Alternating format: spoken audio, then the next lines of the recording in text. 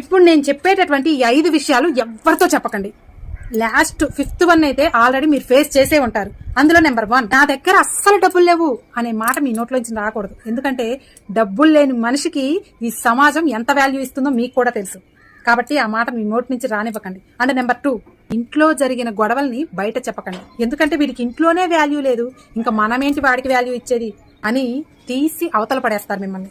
కాబట్టి ఇంట్లో జరిగిన గొడవల్ని బయట పొక్కకండి. అండ్ నెంబర్ 3, ప్రతి ఒక్కరికి కూడా మీ బాధల్ని షేర్ చేయకండి. ఎందుకంటే అందరికీ మీ బాధలు అర్థం కావు.